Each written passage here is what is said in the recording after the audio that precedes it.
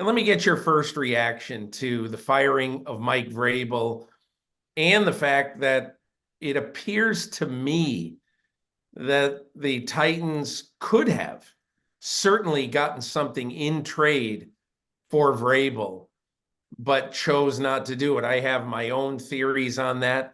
I'll open up the floor to you. You start, and I will throw in my 2 cents. Yeah, well, Peter, you said that it's kind of an insane move. And to me, the only way that this makes sense is if there were some sort of power struggle between, whether it's ownership, Mike Vrabel, or then also, you have GM Rand Carthon, and perhaps he and Amy Adams Strunk decided that they wanted to go in a specific direction with the way that the team works. And Mike Vrabel, for whatever reason, does not fit into the mold of who they want as head coach of that football team. And it doesn't really make sense. This is somebody in Mike Vrabel who was AP coach of the year 2 years ago.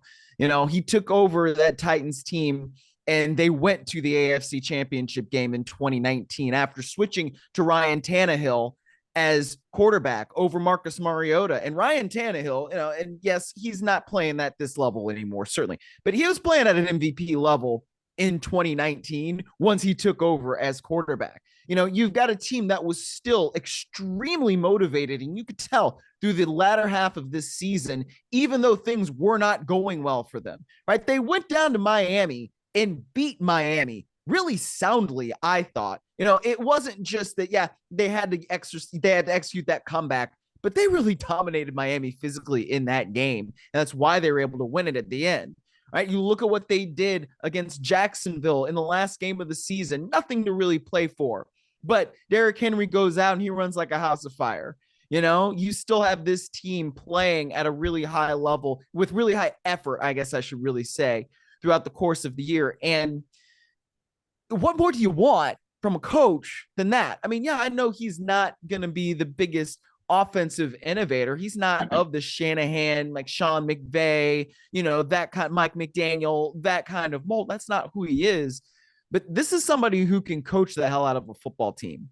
And I think that somebody in this coaching cycle is going to be very, very happy that Mike Vrabel is now available with no strings attached, because they're going to get a really, really, really good hire. And for Tennessee, I don't really know how you're going to be able to get a head coach that is better today than Mike Vrabel. Yeah, I think this has to do with philosophy. And Amy Adams Strunk believes in a collaborative philosophy. That's one of the reasons why she hired a general manager from the San Francisco 49ers. Yeah. And Myles, let's understand exactly what that meant. I think clearly what it meant was that she wanted a more traditional structure of how to run a team with a strong general manager, an influential general manager, and a head coach who could work with the general manager. And I think in the last 24 months, Amy Adams Strunk has become, if not convinced, she thinks that Mike Vrabel probably wants more of a significant role in the organization. It started when Vrabel clearly did not approve of the trade of A.J. Brown to the Philadelphia Eagles. Mm-hmm. And there's a lot that goes with that specific story. And one of the things is, you remember the video from that night when the trade was announced, Vrabel clearly couldn't hide his disgust. Yeah. And I think there's part of this, honestly, where Mike Vrabel thinks, I'm not sure I want to work for a team that every time a player gets really good, we don't pay him. Mm-hmm. And that is what has happened. And Myles, you saw on Sunday when Derrick Henry said goodbye to the crowd. Well, I think we all sort of thought, and look, who knows, maybe it's not goodbye. It sure seemed like it was goodbye. That's what it sounded like. And we're all saying to ourselves, I said to myself, This is a little bit crazy because even though Derrick Henry has just turned 30 years old, he just broke a 69-yard run against a team that was playing for its playoff lives. And on that 69-yard run, he had the seventh fastest time of any ball carrier, running back or receiver, all season in the NFL. This is a 247-pound man. And all of a sudden, we're to think, oh, he's not good anymore. Are you crazy? This guy still is real good. There are some people whose internal body clocks and all that, he might be 30 years old, but he certainly didn't play this year like a 30-year-old, didn't look like a 30-year-old on Sunday. And yet he's saying goodbye to the organization. What does that say to you? It's that he's already been told, we're not going to pay you a competitive rate, on the market. So I think if I'm Mike Vrabel, I want out because I know that I've got a good chance of getting a very good job on this market. And look, Myles, we'll get into all of these guys here in a moment, but all of a sudden, when you look at the coaching market, and I don't know whether Bill Belichick breaks free or not, but all of a sudden you look at the coaching market and you've got Mike Vrabel, perhaps Bill Belichick, and Jim Harbaugh on it. That is one of the best free agent coaching markets. And you might have Mike Tomlin. I doubt it, but you might. That's going to be one of the best free agent coaching markets, or at least one of the best markets for every TV network in America to go chasing successful coaches who maybe want to take a year off or maybe just want out. But I think, although the shock of this, I mean, here's a guy, Mike Vrabel, who has won 56 games in 6 years at a small market franchise. And yeah, he's gone 13-24, or I'm sorry, 13-21 the last 2 years. So that's not good. But, he's a great coach. And in my opinion, he will not have any trouble finding a job. Just my thought.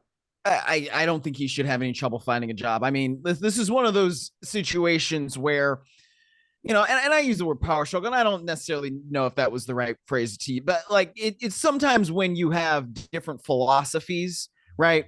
Then that's where you can say, all right, this isn't going to work, because there are people, and I've experienced this in my professional life. I'm sure, over your storied career, Peter, you have too, where look, you have a boss and an employee, right? Or two people who have to work together and they don't work well together. And like, it's nobody's fault.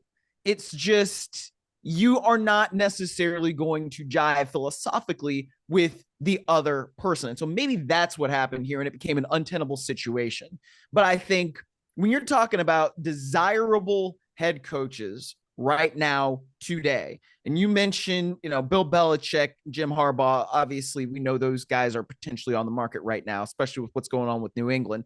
And maybe we'll have to, break into our day again, Peter, and do another podcast with Bill Belichick if something happens, knock on wood. But of the three that we're talking about right now, I would want Mike Vrabel.